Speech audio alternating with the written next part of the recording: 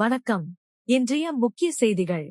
புதுச்சேரி முதலியார்பேட்டை தொகுதிக்குட்பட்ட சுதானா நகர் பகுதிகள் சாலை மற்றும் வடிகால் வாய்க்கால் அமைக்கும் பணியினை தொகுதியின் சட்டமன்ற உறுப்பினர் ஜான்குமார் பூமி பூஜை செய்து துவக்கி வைத்தார். புதுச்சேரி முதலியார்பேட்டை தொகுதிக்குட்பட்ட நயினார் மண்டபம் சுதானா நகரில் உள்ள சித்தர் வீதிக்கு சாலை மற்றும் வடிகால் வாய்க்கால் அமைத்தல் பணிக்கு ரூபாய் 24,70,18 மதிப்பீட்டில் சட்டமன்ற உறுப்பினர் தொகுதி மேம்பாட்டு நிதியின் மூலமாக புதுச்சேரி நகராட்சியின் மூலமாக ஆணை பெறப்பட்டு பணி துவங்குவதற்கான பூமி பூஜை விழா இன்று நடைபெற்றது. நிகழ்ச்சியில் தொகுதியின் சட்டமன்ற உறுப்பினரும் திரு ஏ ஜான்குமார் அவர்கள் சிறப்பு விருந்தினராக கலந்து கொண்டு பூமி பூஜை செய்து பணியினை தொடங்கி வைத்தார். நிகழ்ச்சியில் புதுச்சேரி நகராட்சி ஆணையர் திரு KP ஸ்ரீஜித், செயற்பொறியாளர் திரு ஏ சிவபாலன், உதவி பொறியாளர் திரு டி வெங்கடாச்சலபதி, இளைநிலை பொறியாளர் திரு பி ரமேஷ் மற்றும் ஊர் பொதுமக்கள் திரளாக கலந்து கொண்டனர்.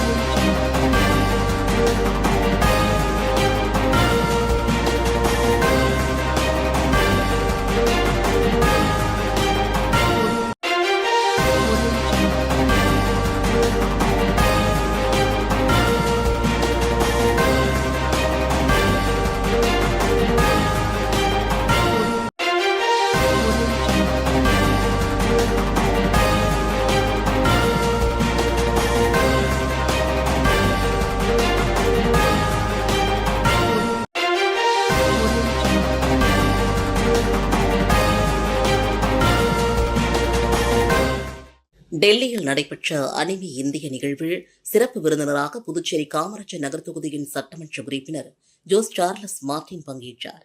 டெல்லி துவரகாவில் அமைந்துள்ள யாஷோ பூமி கன்வென்ஷன் மையத்தில் அனிமி இந்தியா டெல்லி நிகழ்வு நடைபெற்றது.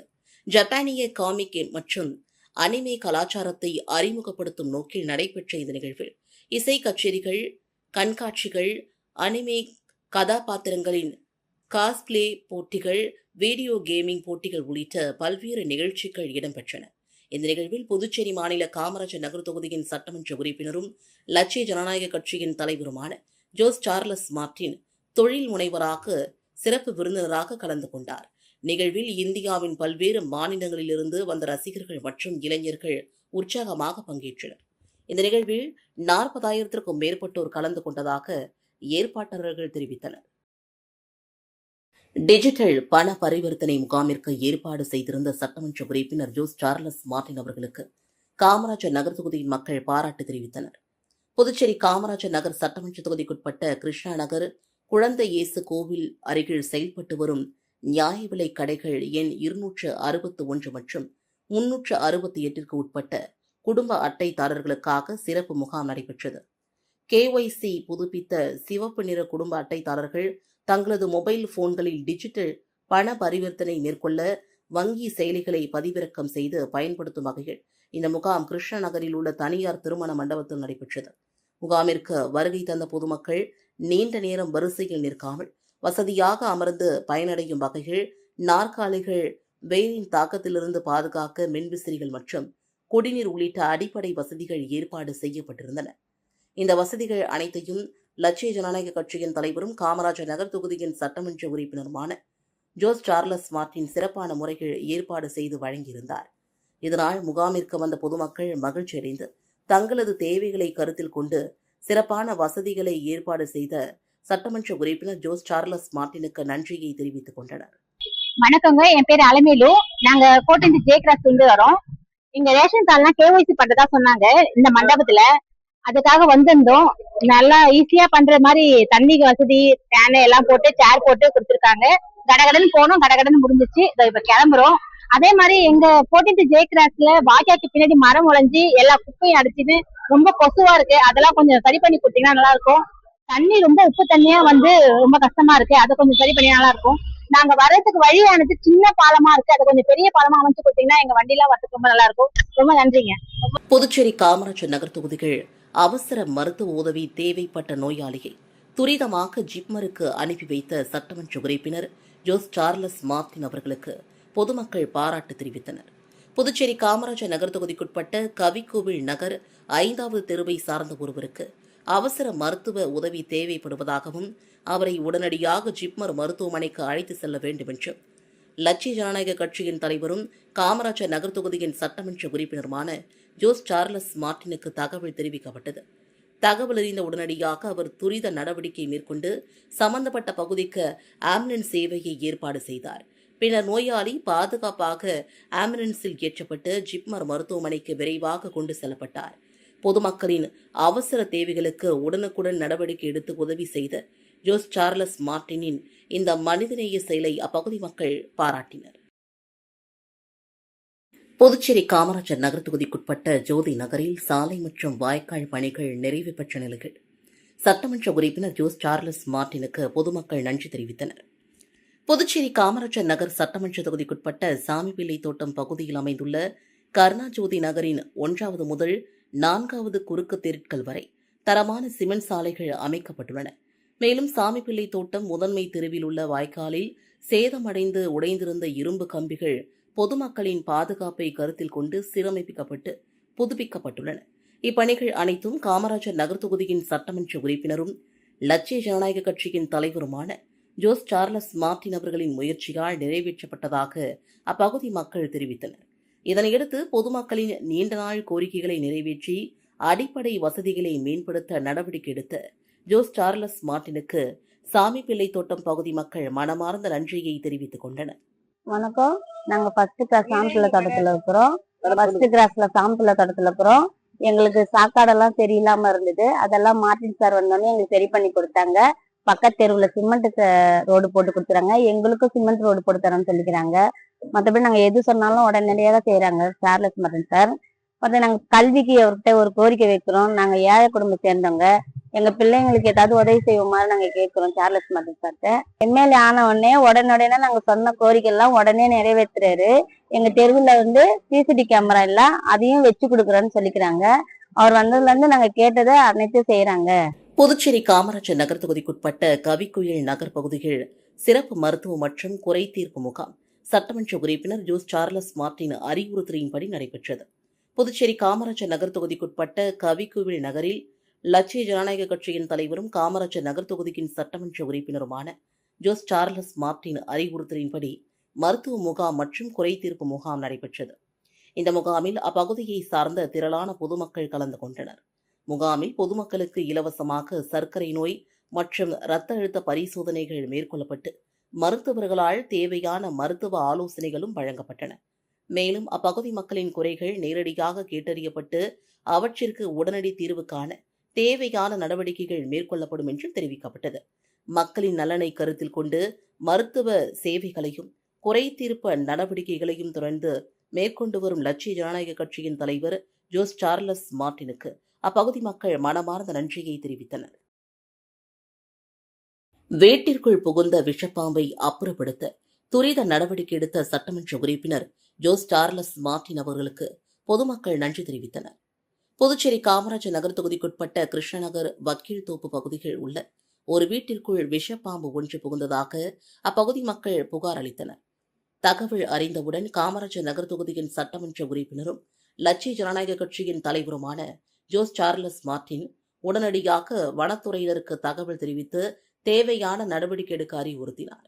இதனைத் தொடர்ந்து வனத்துறை ஊழியர் வேலாயுதம் சம்பவ இடத்திற்கு விரைந்து சென்று வீட்டிற்குள் மறைந்திருந்த விஷப்பாம்பை பாதுகாப்பாக பிடித்து அப்புறப்படுத்தினார். இதன் மூலமாக அப்பகுதியில் நிலவிய அச்சம் நீங்கி பொதுமக்கள் நிம்மதியடைந்தனர். மேலும் புகார் கிடைத்தவுடன் உடனடி நடவடிக்கை எடுக்க ஏற்பாடு செய்த சட்டமன்ற உறுப்பினர் ஜோஸ் சார்லஸ் மார்டினுக்கும் துரிதமாக செயல்பட்ட வனத்துறையினருக்கும் அப்பகுதி மக்கள் நன்றியை தெரிவித்தனர். வீட்டுக்குள்ள பாம்பு வந்துச்சு. ஜார்ஜ் சார்லஸ் மார்டின் ஆஃபீஸுக்கு ஃபோன் அடிச்சு சொன்னோம். அவங்க ஃபாரஸ்ட் டிபார்ட்மெண்ட்லேருந்து ஆள் வர வச்சாங்க. வேலாயுதம்னு ஒரு சார் வந்தாரு. அவர் ஸ்னேக் ரெஸ்க்யூ பண்ணி எடுத்துட்டு போயிட்டாரு. பாம்பு இருக்குன்னு தெரிஞ்ச உடனே டாஸ்மார்க் ஃபோன் அடித்தோம். உடனே ஆள் சரி பண்ணி விட்டாங்க. அது எங்களுக்கு ரொம்ப சந்தோஷமா இருக்கு. பகல்ல நல்லா பாக்குறோம் சார். பெரிய பெரிய பாம்பு கண்ணு முன்னாடியே நேரா போகுது. அதை கொஞ்சம் சுத்தம் பண்ணிட்டா ஓரளவுக்கு அது குறைஞ்சிடும்னு நினைக்கிறோம். அதுக்கான ஏற்பாடு கொஞ்சம் பண்ணி தரணும். அது தாய்மையுடன் கேட்டுக்கொள்கிறோம். புதுச்சேரியில் சட்டசபை தேர்தல் முடிவுகள் வெளியாகி ஒரு மாதம் கடந்தும் சட்டசபை வளாகம் வெறிச்சோடி காணப்படுகிறது. புதுவை பாரதி பூங்கா எதிரில் சட்டசபை வளாகம் உள்ளது. இங்கு முதலமைச்சர், சபாநாயகர், அமைச்சர்கள், சட்டமன்ற உறுப்பினர்களுக்கு அறைகள் உள்ளது. நாள்தோறும் சட்டசபை வளாகம் காலை 9 மணி முதல் பரபரப்பாக காணப்படும். அமைச்சர்களை சந்திக்க வரும் அதிகாரிகள், சட்டமன்ற உறுப்பினர்களை சந்திக்க வரும் தொகுதியின் மக்கள் என சட்டமன்ற மக்கள் கூட்டத்தால் நிரம்பி வழியும். கடந்த மார்ச் 14ஆம் தேதி புதுவை மாநில சட்டசபை தேர்தல் அறிவிக்கப்பட்டது. அன்று முதல் தேர்தல் நடத்தை விதிகளும் அமலுக்கு வந்தது. இதனையடுத்து அமைச்சர்கள், சட்டமன்ற உறுப்பினர்கள் தங்கள் அறைகளை காலி செய்ததால் போடப்பட்டது. அவர்கள் பயன்படுத்திய கார்கள் சட்டசபை செயலகத்திடம் ஒப்படைக்கப்பட்டது. தொடர்ந்து அவர்கள் தொகுதிகள் பிரசாரத்திற்கு சென்றுவிட்டனர். தேர்தல் முடிவு கடந்த மாதம் 4ஆம் தேதி வெளியானது. அதுவரை சட்டமன்ற வளாகம் வெறிச்சோடி மக்கள் நடமாட்டமின்றி இருந்தது. தேர்தல் முடிவுக்கு பிறகு முதலமைச்சர் ரங்கசாமி தலைமையில் என்ஆர் காங்கிரஸ் பாஜக கூட்டணி அரசு அமைந்தது. கடந்த மாதம் 13ஆம் தேதி முதலமைச்சர் ரங்கசாமி பாஜகவை சார்ந்த நமச்சிவாயம், என்ஆர் காங்கிரஸ் சார்ந்த மல்லாடி கிருஷ்ணராவ் ஆகியோர் அமைச்சர்களாக பதவியேற்றனர். ஆனால் அவர்களுக்கு இலாக்கா ஒதுக்கவில்லை. வரும் 15ஆம் தேதியுடன் தேர்தல் தேதி அறிவித்து 3 மாதம் முடிவடைய உள்ளது. ஆனால் சட்டமன்றம் மீண்டும் பழைய நிலைக்கு திரும்பவில்லை. முதலமைச்சர் ரங்கசாமி மட்டும் பிற்பகலில் சட்டசபைக்கு வந்து அதிகாரிகளை சந்தித்துவிட்டு செல்கிறார். இலாக்கா இல்லாததால் அமைச்சர்களும் வருவதில்லை. சட்டசபையில் உள்ள பல அறைகளும் மூடி கிடக்கிறது. இதனால் சட்டசபை வளாகமே தேர்தல் முடிவு வெளியாகி ஒரு மாதம் கடந்தும் இன்னும் வெறிச்சோடிய நிலையிலேயே காணப்படுகிறது. புதுச்சேரியில் 4 பேரிடம் ரூபாய் 1.46 லட்சம் மோசடி செய்த மர்ம நபர்களை சைபர் கிரைம் போலீசார் தேடி வருகின்றனர். அரியங்குப்பத்தை சார்ந்த நபர் இன்ஸ்டாகிராம் மூலமாக கோயம்புத்தூரில் இயங்கி வரும் ஒரு தனியார் வேலைவாய்ப்பு ஆலோசனை மையத்தை தொடர்பு கொண்டார். அவரிடம் பேசிய மர்ம நபர்கள் வேலை வாங்கி தருவதாக ஆசை வார்த்தை கூறினர். இதை நம்பியவர் பணி நியமன ஆணைக்காக 1,23,600 ரூபாயை அனுப்பினார். பணத்தை பெற்ற பின் அந்த கன்சல்டன்சி தரப்பிலிருந்து எந்த பதிலும் வரவில்லை. அவர்கள் தொடர்பு கொள்ள முடியவில்லை. பின் அவர் ஏமாற்றப்பட்டதும் தெரிய வந்தது. அதேபோல புதுச்சேரியை சார்ந்த நபரிடம் 14,500, கொம்பாகத்தை சார்ந்த நபர் 5,000, ரெட்டியார்பாளையத்தை சார்ந்தவர் 3,500 என 4 பேர் மொத்தம் 1,46,600 ரூபாயை ஆன்லைன் மோசடியில் இழந்திருக்கிறார்கள். இதுகுறித்த புகாரின் அடிப்படையில் சைபர் கிரைம் போலீசார் வழக்கு பதிந்து மோசடி நபர்களை தேடி வருகின்றனர். புதுச்சேரி சட்டமன்ற தேர்தலில் இந்திய கூட்டணி தோல்வியடைந்ததற்கு திமுக மாநில அமைப்பாளர் சிவாவின் தன்னிச்சையான செயல்பாடுகளும் சுயநல அரசியலுமே காரணம் என்று காங்கிரஸ் கட்சியின் முன்னாள் துணை சபாநாயகர் எம்.என்.ஆர். பாலன் கடுமையாக சாடியுள்ளார். இது தொடர்பாக செய்தியாளர்களிடம் பேசிய அவர், புதுச்சேரியின் முதலமைச்சர் ஆகிவிடலாம் என்ற பேராசையில் திமுக தலைவர் ஸ்டாலினின் பேச்சை கூட கேட்காமல் இந்திய கூட்டணிக்குள் திட்டமிட்டு தொடர் குழப்பங்களை ஏற்படுத்தியவர் சிவாதான் என்று அவர் சாட்டியுள்ளார். மேலும் கூட்டணியில் விடுதலை சிறுத்தைகள் கட்சிக்கு சீட்டு ஒதுக்கிய சிவா இடதுசாரி கம்யூனிஸ்ட் கட்சிகளுக்கு சீட் தராமல் துரோகம் இழைத்தது ஏன் என்றும் அவர் கேள்வி எழுப்பியுள்ளார். கடந்த 5 ஆண்டுகளாக எதிர்க்கட்சித் தலைவராக இருந்தபோதும் வாய்மூடி மௌனமாக முதலமைச்சர் ரங்கசாமிக்கு ஆதரவாக செயல்பட்ட சிவா தற்போது திடீரென அவரை விமர்சிப்பது ஏன் என்று கேள்வி எழுப்பியுள்ள பாலன், முதலமைச்சருக்கு 5 புரோக்கர்கள் உள்ளார்கள் என்றும் இப்போது கூறும் சிவா கடந்த 5 வருடங்களாக இதை பற்றி பேசாமல் அமைதி காத்தது ஏன் என்றும், முன்னாள் திமுக முதலமைச்சர் ஜானகிராமனுக்கு துரோகம் இழைத்தவரே இந்த சிவாதான் என்றும் சுட்டிக்காட்டியுள்ளார். காங்கிரஸ் கட்சியை தவிர்த்துவிட்டு மற்ற கூட்டணி கட்சிகளை மட்டும் வைத்து முதல் கூட்டத்தை நடத்தியது யார் என்றும், ஓடாத வண்டி கடலூரை தாண்டினால் காலில் விழுவோம் என்றெல்லாம் காங்கிரஸை கீழ்மட்டமாக விமர்சித்தது யார் என்றும் அவர் வினவியுள்ளார். மேடைகளில் கீழ்த்தரமாக பேசுபவர்கள் யாரும் உண்மையான காங்கிரஸ் கட்சியினர் இல்லை என்று தெளிவுபடுத்தியுள்ள அவர், தைரியம் இருந்தால் நேரடியாக பொது மேடைகள் என்னுடன் விவாதிக்க சிவா தயாரா என்று சவால் விடுத்துள்ளார். திருநள்ளாறு பகுதியில் வயதான தந்தையை கவனிக்க தவறிய 3 மகன்களுக்கு தலா 1 மாதம் சிறை தண்டனை விதித்து துணை ஆட்சியர் அதிரடியாக உத்தரவு பிறப்பித்திருக்கிறார். புதுவை மாநிலம் காரைக்கால் மாவட்டம் கோட்டிச்சேரி பகுதியை சார்ந்த முனுஸ்வாமி வயது 84. இவரது மனைவி இறந்த நிலையில் மகன்கள் வரதராஜன், திருமுருகன், மீனாட்சி சுந்தரம் ஆகியோரோடு திருப்பட்டினம் பகுதியில் வசித்து வந்துள்ளார். இந்நிலையில் வயதான காலத்தில் தனக்கு எந்த உதவிகளும் செய்யாமல் தன்னை தவிக்க விடுவதாக தனது 3 மகன்கள் மீது கடந்த 2018ஆம் ஆண்டு காரைக்கால் சார்பு நீதிமன்றத்தில் மனு தாக்கல் செய்தார் முனுசாமி. அப்போது இந்த மனுவை விசாரித்த காரைக்கால் சார்பு நீதிமன்ற நீதிபதி ஆதர்ஷ் 3 மகன்களும் தந்தைக்கு மாதந்தோறும் தலா ரூபாய் 2000 கொடுக்க வேண்டும் என்றும் தவறினால் சிறை தண்டனை விதிக்கப்படும் என்றும் எச்சரித்தார். நீதிமன்றத்தில் நிபந்தனைக்கு ஒப்புக்கொண்ட மூவரும் பின்னால் இந்த உத்தரவுக்கு எதிர்ப்பு தெரிவித்து மாவட்ட ஆட்சியரிடம் மேல்முறையீடு செய்தனர். மாவட்ட ஆட்சியர் இந்த மேல்முறையீட்டை நிராகரிக்க திருமுருகன் சென்னை உயர்நீதிமன்றத்தில் இந்த உத்தரவை எதிர்த்து மனு தாக்கல் செய்தார். இதனால் முதியவர் முனுஸ்வாமி 2018 முதல் 2026 வரை 71 மாதங்களாக தனக்கு எந்த ஒரு பராமரிப்பு தொகையும் வழங்கவில்லை என்று காரைக்கால் சார்பு நீதிமன்றத்தில் மீண்டும் வழக்கு தொடர்ந்தார். இந்த மனு விசாரணைக்கு வர தந்தைக்கு உதவித்தொகை வழங்காத குற்றத்திற்கும் தீர்ப்பாயம் உத்தரவை அவமதித்த குற்றத்திற்கும் மகன்கள் 3 பேரையும் கைது செய்ய தற்போதைய மாவட்ட துணை ஆட்சியரும் சார்பு நீதிமன்ற நீதிபதியுமான பூஜா உத்தரவிட்டார். உத்தரவை தொடர்ந்து 3 பேரும் கைது செய்யப்பட்டு சார்பு நீதிமன்றத்தில் நீதிபதி பூஜா முன்பு ஆஜர்படுத்தப்பட்டனர். விசாரணைக்கு பிறகு மகன்கள் மூவருக்கும் 1 மாதம் சிறை தண்டனை விதித்த நீதிபதி முதியவர் குறிப்பிட்டிருந்த முழு தொகையையும் வழங்காவிடில் இந்த சிறை தண்டனை தொடரும் என்றும் தீர்ப்பில் குறிப்பிட்டுள்ளார். தொடர்ந்து 5 நாட்கள் மூவரையும் நீதிமன்ற காவலில் வைக்க உத்தரவிட்ட அவர் இந்த வழக்கு சம்பந்தமாக விசாரணையை வரும் 9ஆம் தேதி ஒத்திவைத்தார். இத்துடன் செய்திகள் நிறைவடைந்தன. வணக்கம்.